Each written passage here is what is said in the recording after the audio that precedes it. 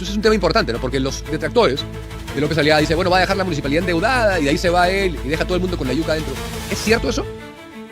Y otro tema, es un premio que obtuvo hace poco, el 30 de enero del mes pasado, que se llama el premio Subnational Deal of the Year 2024 de la revista internacional Latin Finance, que fue entregado al alcalde en la ciudad de Nueva York. Es decir, Latin Finance Deals of the Year Award, una revista financiera internacional, considera que el manejo es ejemplar de la municipalidad, pero la prensa progresista, la prensa caviar, considera que es un desastre y no le da ningún mérito al orden que ha puesto la gestión de López Aliaga de la puerta para adentro, que es todo un logro, ¿eh? Es todo un logro. Eso en sí es un logro de gestión. Haber generado flujo libre para Lima, para después hacer Smile. Bienvenida. Muy bien, muy buenas noches, Diego. Muchas gracias por la invitación. Acá en la Municipalidad Metropolitana de Lima, como tú bien lo has dicho, ha sido el primer logro poner en azul las cuentas de nuestra municipalidad. Un poco remontándome en estos antecedentes, cuando ingresa Rafael López Aliaga, y eso no nos dieron en la transferencia, no sabíamos la cantidad de deuda que había, cerca de 400 millones de soles, y teníamos un presupuesto muy pequeño, más o menos de 1.300 millones de soles, que son 300 millones de dólares. Es la tercera parte de un presupuesto como el de la ciudad de Quito, que tiene la tercera, justamente, Quito tiene 3 millones de habitantes y Quito tiene 3 veces el presupuesto de la de nosotros. O sea, ¿cuánto maneja Quito? ¿Más o menos 5.000 millones? Más. ¿Más tiene Quito? O sea, tiene más o menos 6.000 millones. De soles. De soles. O sea, 1.500 millones de dólares más o menos. Nosotros 300. Nosotros 300 millones, que bueno, poco a poco estamos ya subiendo este presupuesto. Y somos 12 millones de peruanos. Pero eso es importante porque yo he entrevistado al alcalde múltiples veces y nunca he obtenido una cifra exacta. Es importante lo que tú estás diciendo acá para que la gente lo entienda. Sí. Entonces, cuando recibe la municipalidad López Aliaga, la figura es que estaba en rojo y debía 400 millones de soles. No había caja libre para inversión, para gastar. Para nada.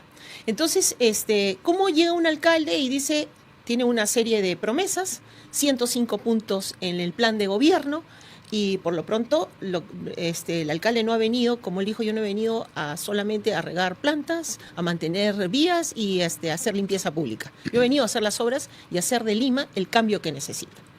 Entonces, Rafael es un hombre visionario, banquero, financista, como tú lo has dicho. Dijo, no, acá tenemos que trabajar ya con una eliminación de todos estos gastos innecesarios. Como ya lo ha repetido, era un aparato grande con más de 13.000 trabajadores, y dijo, acá hay trabajadores fantasmas, consultorías, asesorías, y de 13.000 se han reducido a 6.500 trabajadores, y estamos trabajando también y mejor que antes. O sea, entre todos, independientes, CAS, todas las modalidades laborales. El segundo tema es que dice, bueno, esta reducción no solamente va por número de trabajadores, también va por el número del aparato, de la estructura orgánica de la municipalidad. Teníamos cerca de 20 gerencias y luego teníamos una cantidad de 30 y tantas subgerencias. Dijo, no, esto no puede seguir así, vamos a fusionar muchas gerencias y nos hemos reducido a 14. Y de la subgerencia eliminó 26 subgerencias. Por lo tanto, el aparato hoy día de la municipalidad es pequeño, reducido. Y es así donde empezó nuestros ahorros. El primer ahorro, 55 millones en un año. Y por producto de esto ya duplicamos y en 2 años hemos hecho entre las inversiones de ahorro más todo lo que dejamos de gastar, 800 millones de ahorros. ¿Te acuerdas más o menos a ojo de buen cubero, desde luego, no? Sí. El ahorro que tú has dicho en sueldos para quedarse de 13.000 en 6.500. ¿Cuántos constituye ese ahorro en plata? Más o menos. Entre los 2 años, 110 millones. Ya, o sea, esos son los 55 millones en sueldos, solamente en sueldos, gasto corriente. Sí, solo en sueldos, porque tú también ahorras en bienes y en servicios, ¿correcto?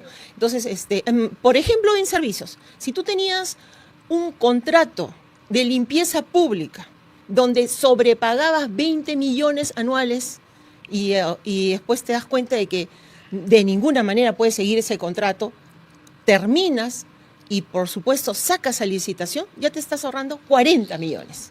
40 millones. Y hacemos el servicio igual y hasta mejor. O sea, se descubrieron sobrevaluaciones también en los Sí. contratos de servicios. Era el servicio más caro en Lima. O sea, más caro que San Isidro, más caro que Miraflores, más caro que cualquier distrito. Sobrepagábamos el servicio de limpieza pública. ¿Por qué? Porque era un servicio heredado de más o menos, estaba 15 años dando el servicio, que en el tiempo ha ido cambiando el nombre de personería jurídica, pero eran los mismos dueños.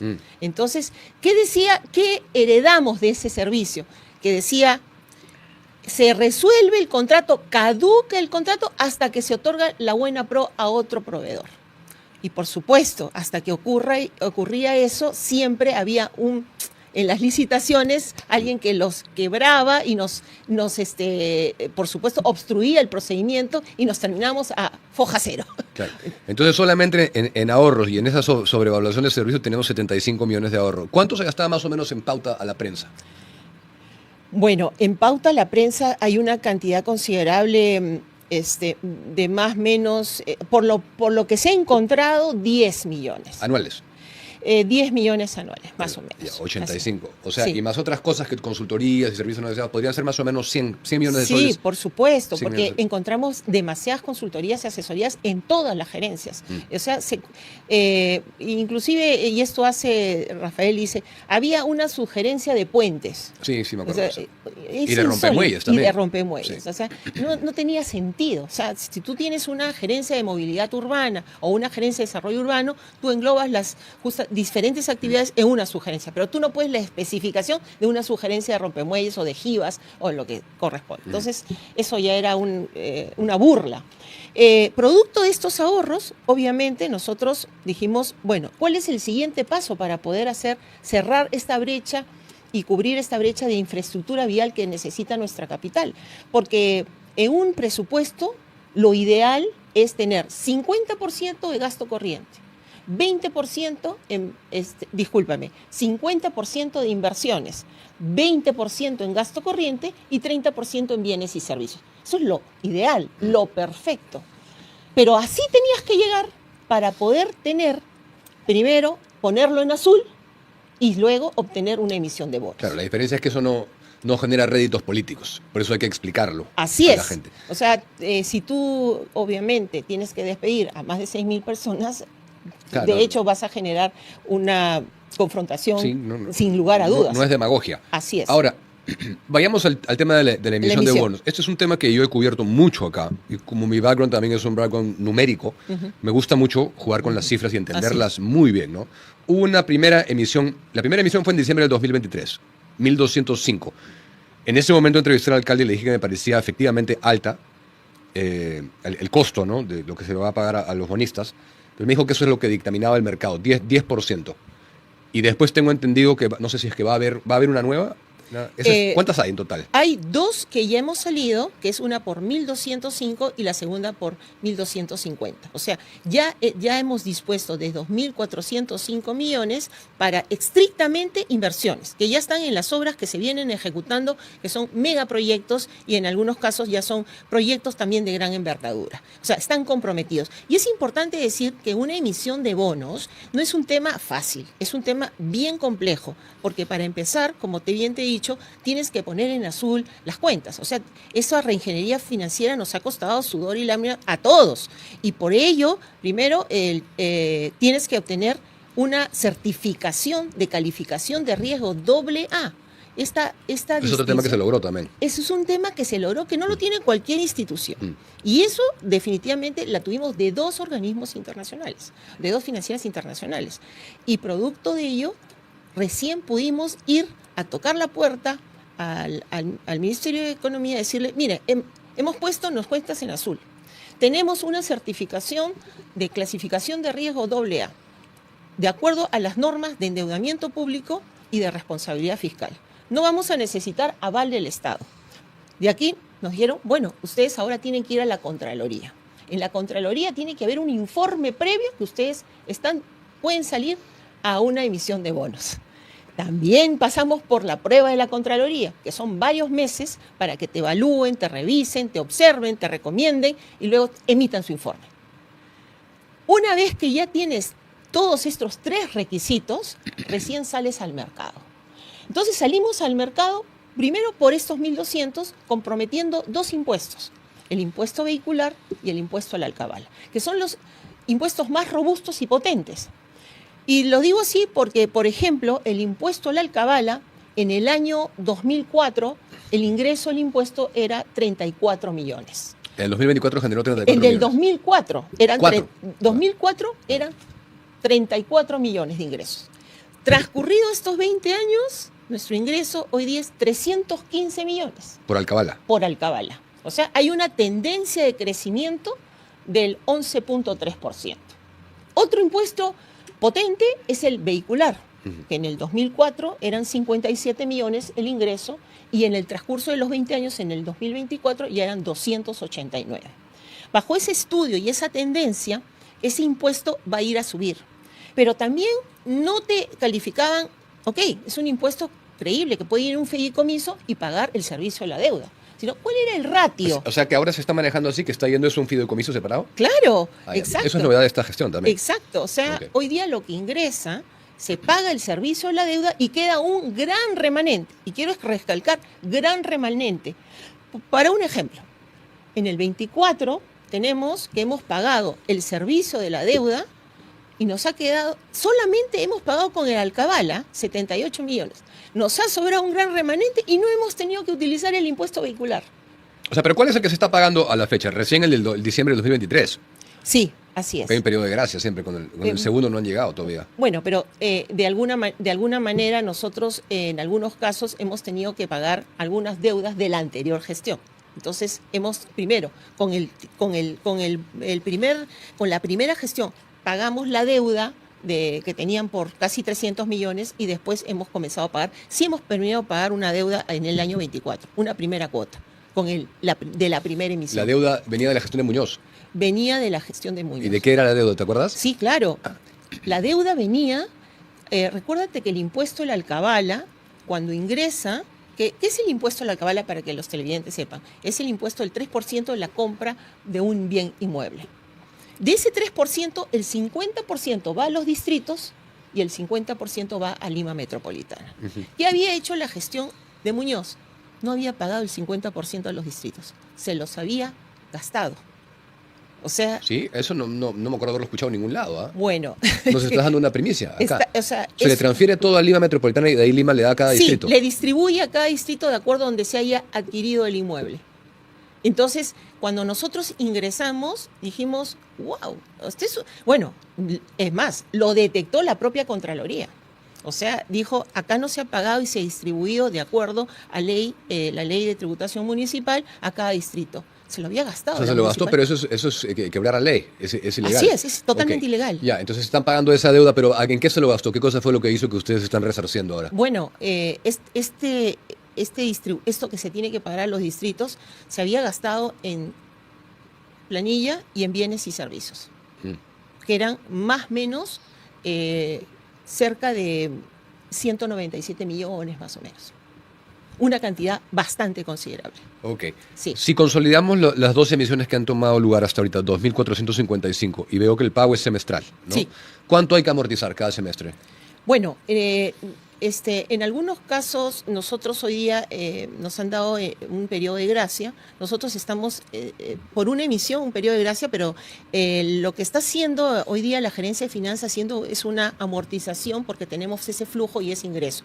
Pero lo que tenemos que amortizar es más o menos 75 millones. Ok, entonces eso debe ser... ¿Ahí estás considerando los dos o solamente la primera emisión? Estoy considerando la primera emisión. La primera, del Sí. 2023, que es Sí. solamente por Así es. 1.250. 1.205, perdón. Sí. Entonces, tenemos que la fuente, para que la gente lo tenga claro, porque en algún momento López Aliaga se va a ir también. Así y es. está la narrativa de nos ha dejado endeudados para Sí. siempre y él se va a ir. Entonces, tenemos impuesto vehicular e impuesto a la alcabala, alcabala. que va a un fideicomiso que genera aparte. ¿no? Así es. Tú vas a un fideicomiso, lo que hace es cobrarse la deuda y el remanente Se es genera. tuyo y lo puedes disponer. O sea, el remanente después de pagar la genera deuda. intereses, me imagino. Ah, no, por genera supuesto. intereses, por supuesto, claro ok. que sí. Y Así ahí es. viene el conocimiento de él como banquero. ¿no? Así es. Y esto cuando las personas que dicen saber de finanzas dicen, no, va a dejar sobreendeudada, de ninguna manera. O sea, esto ya tiene en este flujo, con esa tendencia creciente, con este ratio. ¿Qué es el ratio? Es del 2.4. O sea, si a ti te ingresa, si tú debes 100, a ti te ingresa 240. Con estos 240 pagas los 100 y te quedan 140. Claro. Sí. La diferencia es que ahora hay caja libre, ¿no? Así es, no había. así es. Ahora se ha generado Evita. Así es.